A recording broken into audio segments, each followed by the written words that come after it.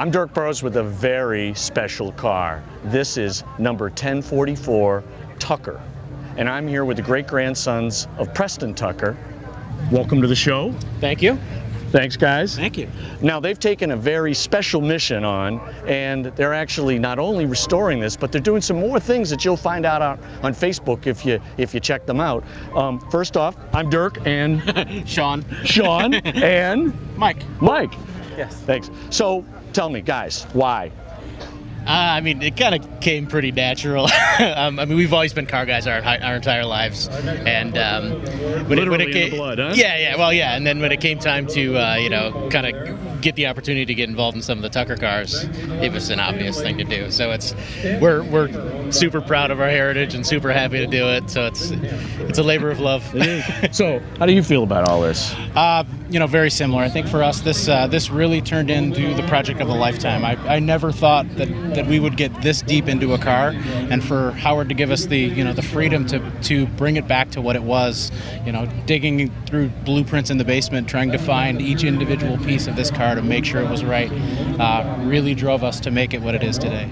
So you're really sort of learning a little bit about your heritage in all this too. Absolutely. It's not just a thing. It's not just a car. Yeah, and even more so than that, even the cars themselves. Yeah, you learn a whole bunch about them, but mixed in with all those blueprints and stuff is dealer correspondence and correspondence with real people, and you really see more of this thing was more than just a car. It touched a lot of people, and the fact that we're still talking about it today is pretty cool. And well, it's a pretty cool story, isn't it? Yeah, one of the interesting things about Tuckers is a lot of people think that there's the cars were finished and everything is there's a Tucker correct and a Tucker incorrect. The interesting thing is throughout the 50 cars they were making changes constantly, so each individual car has its own little quirks and its own little things that were unique down to we're looking at the dates of blueprints to try to figure out, well, we know our car was built on this day, they changed this part on this day. And even taking the car apart, you'll find things that you don't find at all in the documentation, and come to find out it's not just this car that has it, it's another one. So we spent hours and hours and hours digging through those things, and luckily this car was in great shape. We ended up finding a lot of original pieces and a lot of original colors underneath a previous restoration that had been done, so it really helped us piece this car to really what we think is the most original Tucker out there. Well, that's terrific. So there were 35 built, is that correct? No. There was 51 total, including 51 one total. Prototype. There's 47 left. 47 left. Yeah, this is one of the final 8 cars that were built, which were actually put together after the factory closed. So it was employees that were just loyal to the company and wanted to see something happen, and they stuck around and put the last 8 cars together. So it's pretty, in that regard, it's pretty special. No, I understand that there's not only this, but you have an involvement with some of the cars or a prototype that actually wasn't built, right. but looks like it's going to be. Yes. So after the 48 things kind of fizzled out and the company went into all the legal proceedings that it did, Preston still had a really great passion for cars and wanted to make a car.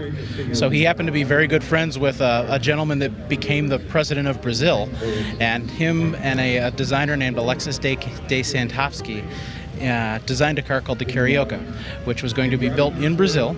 It was a 2-seater that had a lot of that. It shared a lot of design elements with the 48, but it also had a lot of things that he wanted to do, but either didn't have the time or hadn't figured out by then. So the Carioca is going to be the next project we work on. We've taken a lot of the research and things that we found out about the 48 and tried to apply that logic to the Carioca. So things like the engine, he owned air-cooled motors at the time. We know that the Carioca had a horizontally opposed 4-cylinder.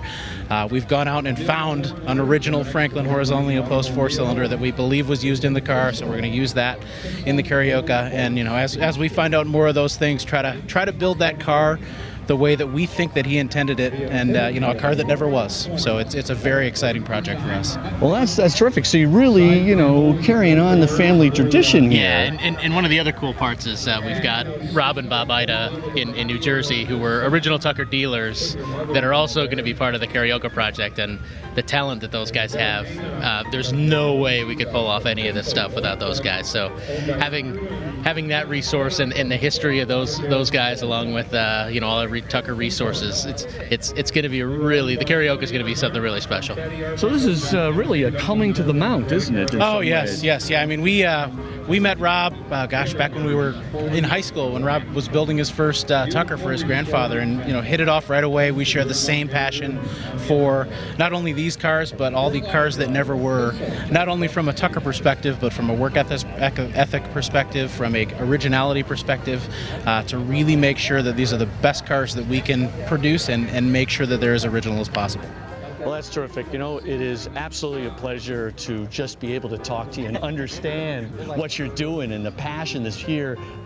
Incredible. I just can't thank you enough for letting me be a part of this with you or talk to you about it. I'm Dirk Burrowes of Classic Drive. We've just looked and talked with the Tuckers. We've seen a Tucker like we've never seen before. There's going to be so much more coming. You need to check out their Facebook page, learn more about it. We're going to learn from one of the people that is actually building a prototype in just a little bit. Thanks for joining us at Amelia Island.